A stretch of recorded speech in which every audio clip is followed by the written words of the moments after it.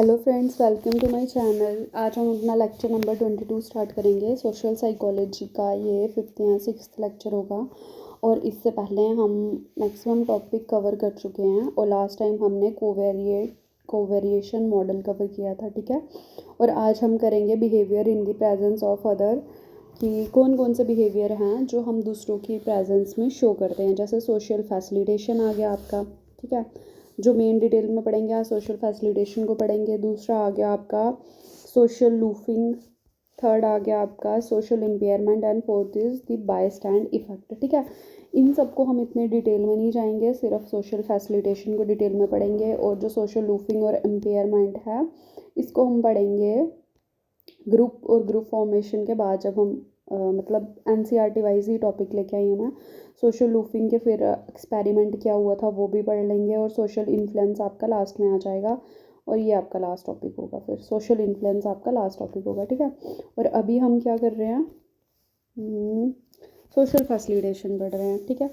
Social facilitation के साथ एक हम प्रो सोशल बिहेवियर भी आज ही कवर करेंगे और ऑल्ट्रिज्म और इसके स्टेप्स क्या होते हैं, बड़े ज़्यादा इंपॉर्टेंट है, पेपर में पूछे जाते हैं, ठीक है।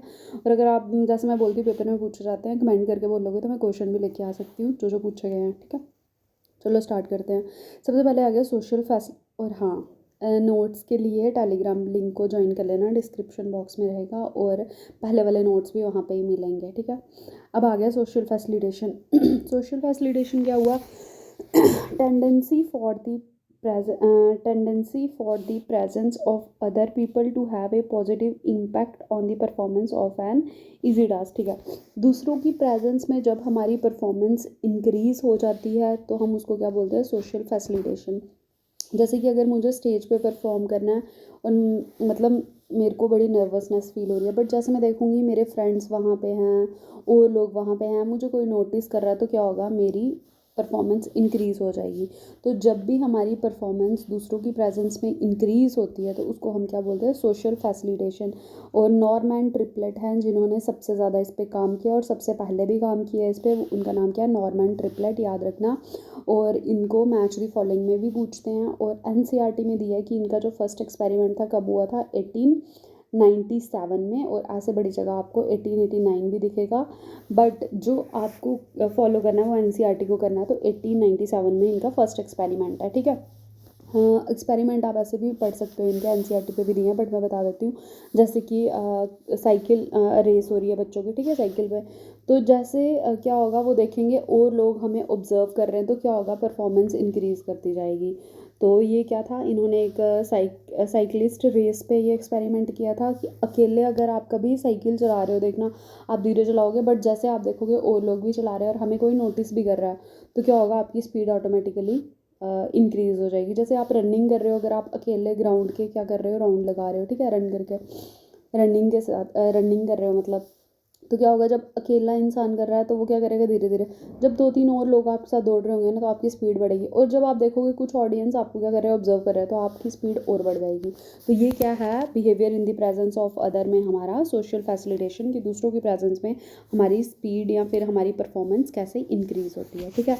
अब इसके लिए क्या क्या चीज़ें हैं जो रिस्पॉन्सिबल हैं, एक है बेटर परफॉर्मेंस और अराउजल, दो चीज़ें आती हैं इसमें, ठीक है। बेटर परफॉर्मेंस किसकी वजह से होती है, दूसरों की प्रेजेंस में, मतलब हमारी फैसिलिटेशन होती है, बट किस वजह से जो है बिहेवियर फैसिलिटेट हो रहा है, परफॉर्मेंस की वजह से हम बेटर परफॉर्मेंस देंगे। और वो बेटर परफॉर्मेंस किसकी वजह से होगी, अराउजल की वजह से होती है। अब अराउजल क्या हुआ, which make person react in A more intense manner. Arousal होता है कि जो एक इंडिविजुअल को और इंटेंस मैनर में या और अच्छे तरीके से क्या करवाता है, रिएक्ट करवाता है उस पर्टिकुलर सिचुएशन में। तो बेटर परफॉर्मेंस की बात किसने की है, जोंक ने, ZAJONC, ठीक है, आप इसको जैसे मर्जी प्रोनाउंस करना हो। और इन्होंने बेटर परफॉर्मेंस की बात की थी सोशल फैसिलिटेशन में। और दूसरी चीज़ है हमारी अराउजल। अराउजल की बात किसने की थी, निकोलस कॉटरेल ने, ठीक है। इन्होंने क्या बोला, अराउजल क्या है, पर्सन फील ही और शी इज़ बीइंग इवैल्यू। और अराउजल कब होता है, जब एक इंसान को लगता है कि उसको कोई देख रहा है और इवैल्यूएट कर रहा है, तो अराउजल होगा, परफॉर्मेंस इंक्रीज हो जाएगी, ठीक है। और इसको हम क्या बोलते हैं, इवैल्यूएशन एप्रीहेंशन। तो ये भी पूछते हैं बड़ी बारी कि इवैल्यूएशन एप्रीहेंशन किसने दिया, तो किसने दिया, निकोलस कॉटरेल ने दिया, ठीक है। कब दिया था, 1972, ये मैंने इधर डेट भी मेंशन करी है। अब इवैल्यूएशन एप्रीहेंशन होता क्या, ये ऊपर मैंने पेंसिल से लिखा है, आप अपने नोट्स में इसको अच्छे से डार्क करके लिख लेना। We quickly learn that the social reward and punishment that we receive from other people are based on their evaluation of us।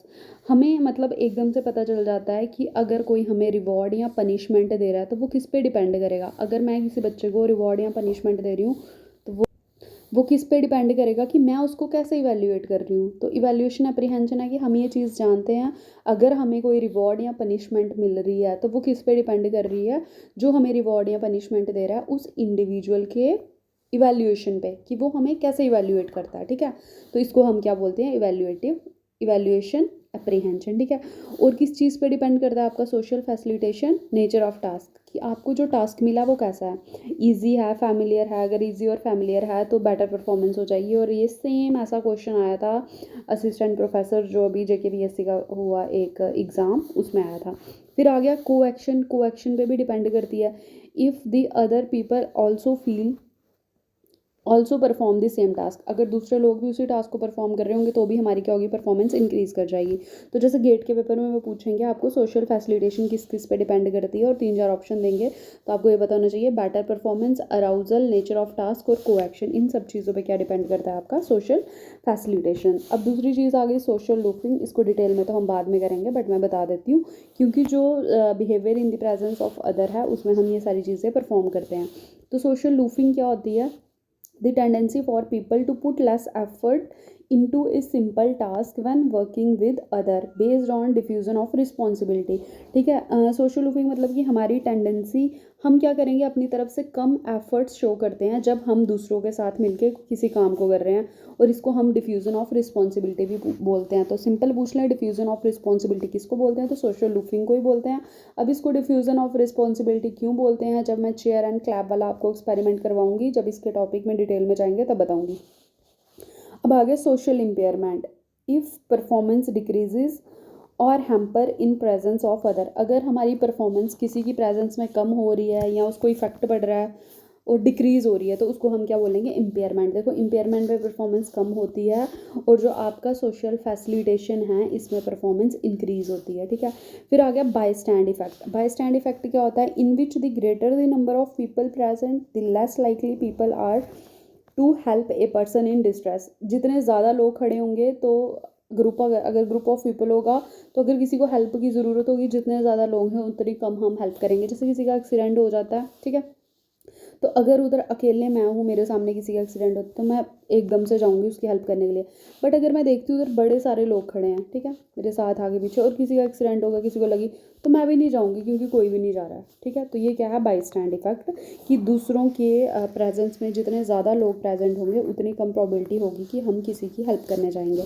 अब उसके बाद ये जो जोंक हैं या जोजिंक, जो भी आप इनको बोलो, इनकी एक बारी असर्शन रीजनिंग भी आई थी, ये स्टेटमेंट आई थी, इसको एक बारी रीड कर लेना, दोबारा भी आ सकती है।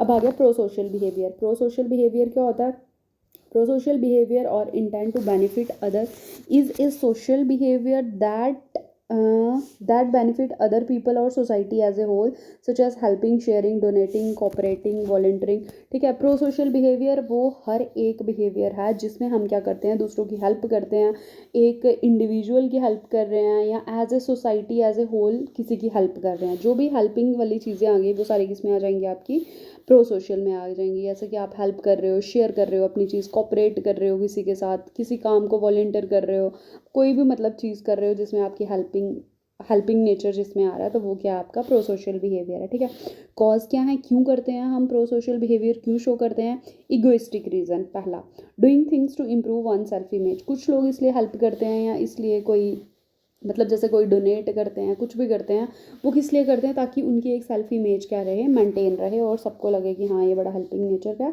और अपनी सेल्फ इमेज को इम्प्रूव करने के लिए, तो उसको हम क्या बोलते हैं, इगोइस्टिक रीज़न। तो स्टेटमेंट देके पूछ सकते हैं कि कौन सा रीज़न यूज़ हो रहा है। ठीक है, फिर आ गया रेसिप्रोकल बेनिफिट, हम इसलिए दूसरों की हेल्प करते हैं कि ताकि जब हमें ज़रूरत पड़े ना तो हमें भी फेवर मिले। ठीक है, तीसरा आ गया altruistic reason, performing action purely. Altruistic reason क्या आ गया कि बिना मोह माया के आप किसी की हेल्प कर रहे हो, बस आपको हेल्प करनी है, आपको बदले में कुछ नहीं चाहिए, ना सेल्फ इमेज को इंक्रीज़ करना है, ना फिर अपने टाइम पे हेल्प चाहिए। ठीक है, प्रो सोशल बिहेवियर और जो ऑल्ट्रिस्टिक बिहेवियर है इनमें यही डिफरेंस है, प्रो सोशल में सब आ जाते हैं, और जो ऑल्ट्रिस्टिक है ये क्या है, प्योरली जब हम एक्शन को करते हैं, मतलब प्योर फॉर्म ऑफ हेल्प बोल दो आपको, कि बदले में कुछ नहीं चाहिए और उस तरीके से आप किसी की हेल्प कर रहे हो, वो आपका ऑल्ट्रिस्टिक बिहेवियर। अब आ गया ऑल्ट्रिज्म। ऑल्ट्रिज्म यानी कि motivation to help other, prosocial behaviour that is done with no expectation of reward and may involve the risk of harm oneself.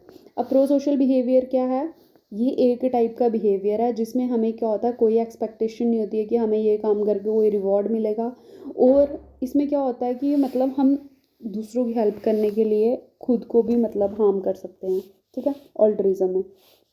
अब prosocial behaviour in emergency situation, emergency situation में जो pro social behaviour है उसके क्या हैं कुछ ये दिए हैं, स्टेजेस दी हैं, स्टेप्स दिए हैं, जो कि पेपर में पूछते हैं कि सीक्वेंस अरेंज करो।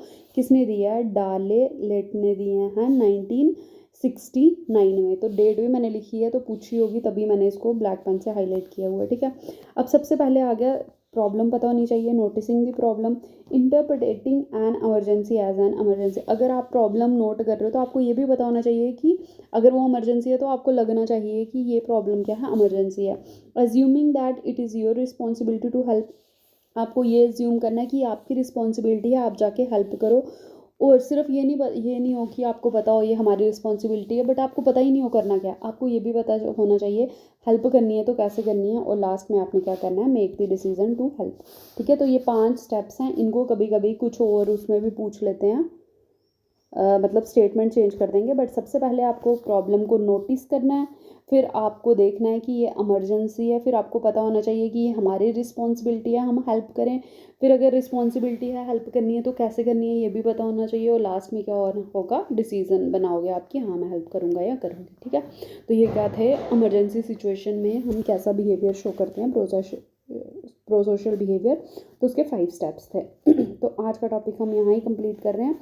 मेन हमने social facilitation, social loafing, social impairment, bye stand effect और प्रो सोशल बिहेवियर पढ़ा, और कल हम स्टार्ट करेंगे ग्रुप, फिर टीम क्या होती है, ऑडियंस क्या होते हैं, इनका डिफरेंस क्या है, ग्रुप फॉर्मेशन किस बेसिस पे ग्रुप फॉर्म होते हैं, स्टेजेस क्या हैं ग्रुप फॉर्म करने की, इम्पॉर्टेंट ग्रुप स्ट्रक्चर क्या है, ठीक है, टाइप्स ऑफ ग्रुप पढ़ेंगे, फिर आ जाएगा सोशल लूपिंग, इसको हम उससे नेक्स्ट वाले में कवर करेंगे, ठीक है।